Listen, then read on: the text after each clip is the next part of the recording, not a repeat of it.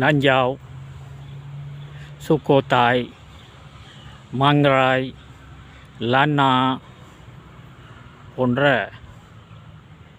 தாய்களின் மோன்கள் அல்ல, தாய்கடாய்களின் அரசுகளில் ஒன்றே அயுத்தாயா என்பது நீங்கள் அறிந்த ஒன்றுதான். இந்த அயுத்தாயா பிற்காலத்தில் தீவக்குறை, இன்றைக்கு மலேசியா என்று சொல்லப்படுகின்ற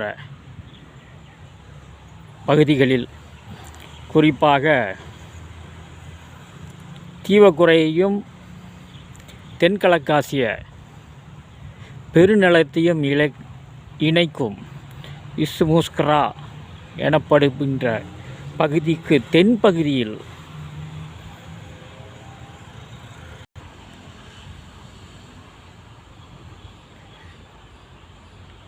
சிமுஸ்கராவுக்கு தென்பகுதி துவங்கி மர்தபான்,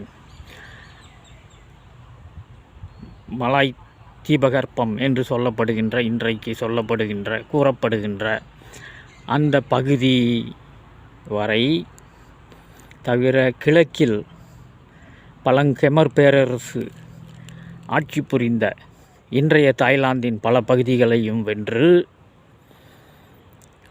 லாவோ பகுதிகளில் சில முந்தைய சுக்கோத்தாய் அரசுக்கு உரியவையாயிருந்த நிலப்பரப்புகளை வென்று, சில வேளைகளில் பர்மியர்களையும் வென்று பேரரசாக திகழ்ந்த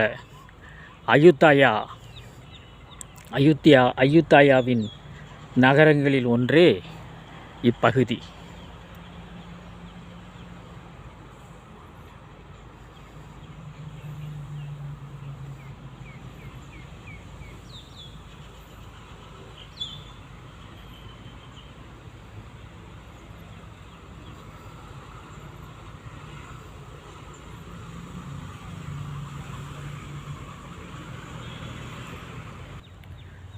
மணிகட்டி ஆண்டிருந்தவனும்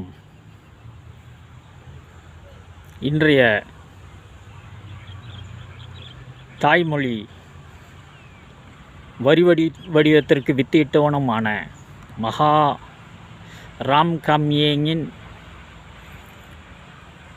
சுக்கோத்தாய் பேரரசையே உலுக்கி வெற்றி கொண்ட அயோத்திய சாம்ராஜ்யத்திற்கும் முடிவு நேரவே செய்தது. அவை பர்மியர்களின் படையெடுப்பால் விளைந்தது.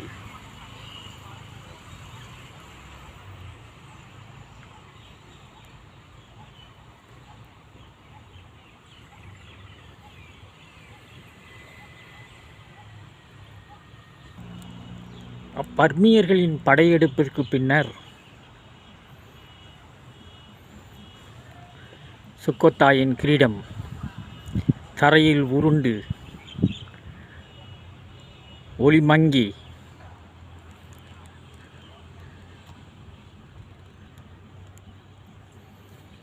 அரும்பொருட்காட்சியகங்களில் தேடும் நிலைக்கு ஆளானது.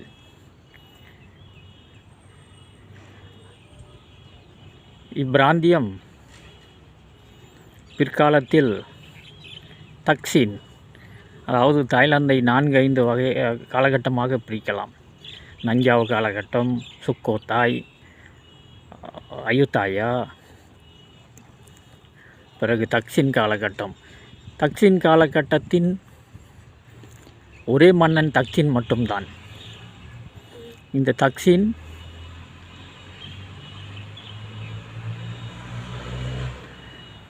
தாய் மக்களை திரட்டி படை சேர்த்து பயிற்றுவித்து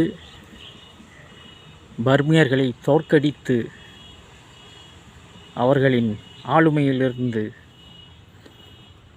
தாய்லாந்தின் பெரும்பகுதியை விடுவித்தவன் என்று வரலாறு விவரிக்கின்றது.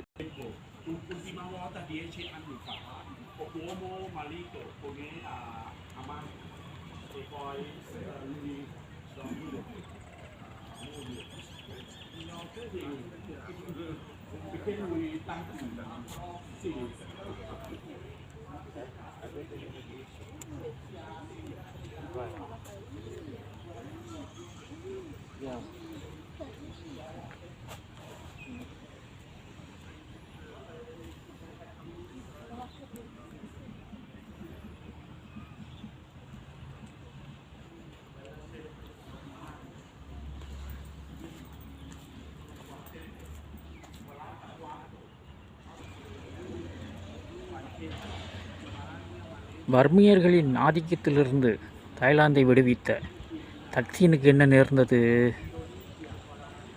அதுவே அவலம். அவனின் படைத்தலைவனால், தளபதியால் தக்சீனுக்கு விசர் பிடித்து விட்டது, பைத்தியக்காரனாகி விட்டான், பைத்தியம் பிடித்து விட்டது என்ற குற்றம் சாட்டி அவன்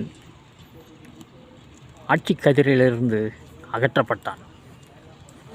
அதன் பின்னரே அத்தளபதி தலைமையில் ரத்னகோஷின் பகுதியை, இன்றைய பாங்காக், பழைய பாங்காக் தலைமை பீடமாக கொண்டு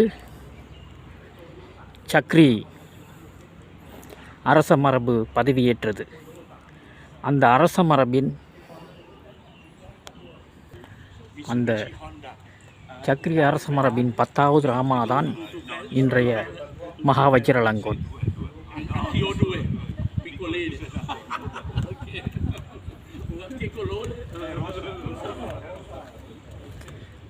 இவர்களுக்கு எப்படி சக்ரி அரச மரபு என்று பெயர் வந்தது? ஓம், உங்களின் ஊகம் சரிதான். திருமால் கையில் உள்ள இந்த கோவிந்தனின் கையில் இருக்குமே சங்கு சக்கரம், அதே சக்கரம்தான். அந்த சக்கரத்தை அடிப்படையாக கொண்டே இந்த அரச வம்சத்திற்கு சக்ரி அரசு என்று பெயர் வந்ததை வரலாறு வடிவாய் பதிவு செய்துள்ளது.